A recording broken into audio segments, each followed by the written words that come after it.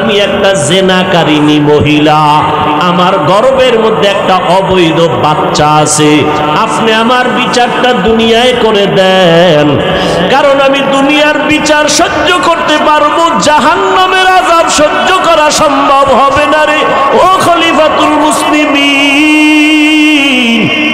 দুনিয়ায় কষ্ট সহ্য করা সম্ভব, জাহান্নামের কষ্ট সহ্য করা সম্ভব হবে না। মহিলা যখন নিজের অপরাধের কথা স্বীকার করেছে, ওমর বলে জল্লাদ তরবারিতে নিয়ে রেডি হয়ে যাও। ওই মহিলা নিজেই স্বীকার করলো জিনাকারিনী, গর্ভের মধ্যে একটা অবৈধ বাচ্চা, তাকে হত্যার জন্য প্রস্তুতি নাও। যখন জল্লাদ রেডি হয়ে গেল, পার্শ্বের থেকে হযরত আলী ডেকে বলতেছেন, খলিফাতুল মুসলিমিন একটু ভেবে চিন্তে কথা বলবেন। বলে বলো আলী কি? বলে বিচারটা এখন করা যাবে না, কারণ নিজে মহিলা অপরাধ স্বীকার করেছে, মহিলা জিনাকারিনী, মহিলার অপরাধ আছে, বিচার করবেন, কিন্তু গর্ভের বাচ্চার তো কোনো অপরাধ নাই, তাহলে আপনি বাচ্চার উপরে কেন এই অত্যাচারের আদেশ দিবেন? ওমরে ফারুক খলিফাতুল মুসলিমিন ডেকে বলে, আলী আপনিই ফয়সালাটা দিলে অনেক ভালো হয়। হযরত আলী ফয়সালা দিলেন, এরে আম্মা যান, নিরাপদে আপনি বাড়িতে চলে যান, বাড়িতে যাইয়া নির্দ্বিধায় জীবন যাপন করবেন, খানা খাবেন, বাচ্চাটা দুনিয়াতে আসার ব্যবস্থা করবেন। যেদিন বাচ্চা ভূমিষ্ঠ হবে, বাচ্চাটাকে আরামে লালন পালনের ব্যবস্থা করবেন, বাচ্চা লালন পালন করে বড় বানাবেন, কোনো পেরেশানি মাথায় নিবেন না।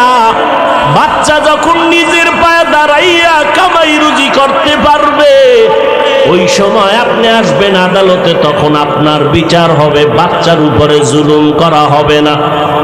হযরত আলী এই ফয়সালাটা দিতে দেরি, ওমরে ফারুক দেখে বলেন, লাউলা আলিউল্লাহ লাকা ওমর, আজকে যদি আলী আমার পার্শ্বে না থাকতো, আমি ওমর না জানি ধ্বংস হয়ে যাইতাম।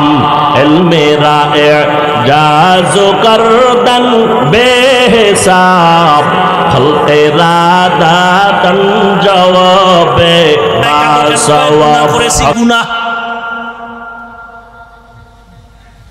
গুনাহ করেছো, আমার মাওলা পাকের রহমত সম্পর্কে তোমার কি ধারণা নাই? বলে, ও পয়গম্বর, আমার মন বলে আল্লাহর রহমত থেকেও বড় গুনাহ করেছি। কয় জমিন থেকেও বড়? কয় হ্যাঁ। আসমান থেকেও বড়? কয় আসমান থেকেও বড় গুনাহ করে ফেলেছি। এইভাবে বলতে বলতে বলতে বলতে এক পর্যায়ে যুবক বেহুশ হয়ে গেল। এবার নবী বলে, এত কইতেছো, গুনাহটা কি বল? আল্লাহর বান্দা যুবক কান্না করে বলে, পয়গম্বর, এত মারাত্মক অপরাধ আমি করেছি। মানুষ মরে যাওয়ার পর লাশগুলো যখন কবরের মধ্যে রাখিয়া সবাই চলে যায়, আমি একদিন পর যাইয়া ওই কবর খনন করিয়া লাশের কাফনটারে চুরি করে নিয়ে যাই, লাশের কাফন চুরি করে নিয়ে যাই। কিন্তু একটা ঘটনা আমাকে এত পরিমাণ কাঁদাইতেছে, এলাকার মধ্যে এমন একটা সুন্দরী রূপসী নারী যুবতী, তার ইন্তেকাল হয়ে গেল।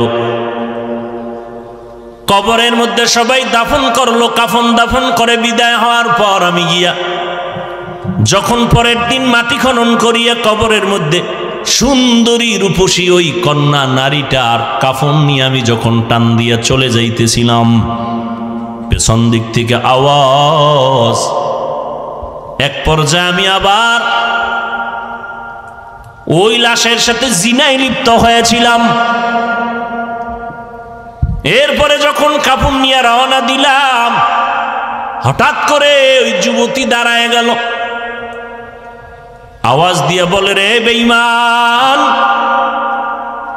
আমি একটা যুবতী নারী, কাফনটা সরাইয়া তুই এমন উলঙ্গ কেন করেছো? আমার ডানে বামে লাশের অভাব নাই, এমন অপরাধ কেন করলি? দ্বিতীয়ত তুই আমার সতীত্বের উপর আক্রমণ কেন করলি মরা লাশের সাথে? ও নবী, আমি নিজেকে কন্ট্রোল করতে পারি নাই, বেহুশ হয়ে গেলাম। নবীজি বলেন, এই আল্লাহর দুশ্মন, তুমি আমার চোখের নজর থেকে দূরে সরে যাও। আমার আল্লাহ যদি তোমার ক্ষমার কোনো ঘোষণা দেয় তো আমি তোমাকে বলবো, না হয় আমার কাছে কোনো ক্ষমার আওয়াজ নেই। আল্লাহর বান্দা যুবক চিৎকার মেরে জঙ্গলে চলে গেল। নির্জন একটা জায়গায় বসে কান্না বন্ধ নাই, কান্না করে, ও আসমানের মালিক, ও জমিনের মালিক, তোমার নাম রহমান, তোমার নাম রহিম, তোমার নাম গফফার। ও আল্লাহ, আমার কি নাজাতের কোনো দরজা নাই? অপরাধ করে ফেলেছি, শয়তানের ধোকায় পড়ে রে আল্লাহ। চোখের অপরাধ, হাতের অপরাধ, জিহ্বার অপরাধ, কানের অপরাধ। ও আল্লাহ, যদি তোমার অন্তরে একটু কুদরতের দয়া লাগে, আমারে তুমি মাফ করিয়া আমার নবীকে তুমি জানায় দেও যেন তুমি আমারে মাফ করেছো। যুবক কান্না বন্ধ করে নাই। আল্লাহ পাক রব্বুল আলামিন বলেন, ও মুমিন, ফালিয়াজহাকু কালিলান ওয়ালিয়াবকু কাসীরা, বেশি বেশি কান্না করো, কম কম হাসিও রে মুমিন। হাসলে কলব মরিয়া যায়, কলবের মধ্যে আর আল্লাহর মোহাব্বত থাকে না। বেশি কান্না করো। নবীজি স্পষ্ট হাদিসে বলেন, জাহান্নামের আযাবের ভয়ে যদি কান্না করো, এক ফোঁটা চোখের পানির বরকতে জাহান্নামের আগুন হারাম করে দিবে। ও নবীর আশিক উম্মতের দল, আল্লাহর কাছে চোখের পানির বড় দাম। কারণ এই চোখের পানি দিয়া বাচ্চা অন্যায় করে মা বাবার সামনে দাঁড়াইলে দয়া না করিয়া পারে না। এই চোখের পানি সারিয়া ওস্তাদের সামনে ছাত্র অন্যায় স্বীকার করলে দয়া না করে পারে না। ওই মা বাবা, ওই ওস্তাদ থেকে আমার আল্লাহর কুদরতে 99 গুণ মায়া মোহব্বত বেশি। বান্দা যখন আল্লাহ বলিয়া জিহ্বা নাড়ায় ডাক দেয়, গুনার কথা স্মরণ করে তওবা করে, আল্লাহ বলেন আমার কুদরতে জোশ এসে যায়। আমি বান্দার জীবনের গুণ এক ফোঁটা চোখের পানির বরকতে এমনভাবে মাফ করে দেই, বান্দা একদিন, 2 দিন, 1 বছর, 2 বছর, 80 বছর পর্যন্ত গুনাহ করিয়া পাহাড় বানাইছি, আমি আল্লাহ এক ফোঁটা চোখের পানির বরকতে পুরা জীবনের গুনাহ একটা সেকেন্ডে মাফ করিয়া তারে পবিত্র বানাইয়া দেই। আমি আল্লাহ তার নামটা জান্নাতীদের খাতায় উঠাইয়া দেই। ও এলাকার যুবকেরা, ও বৃদ্ধ বাবাজিরা, ও পর্দার আড়ালের আম্মা জানেরা, আল্লাহর কাছে তওবা করেন, গুনার কথা স্মরণ করে। এই পরিমাণ গুনাহ জীবনে করেছি, আমল নামার দিয়ে তাকাইয়া এখনো সময় আছে তওবা করার। কয়দিন আর বাহাদুরি করবারে যুবক? এমন একটা দিন নেই যুবকের লাশের খবর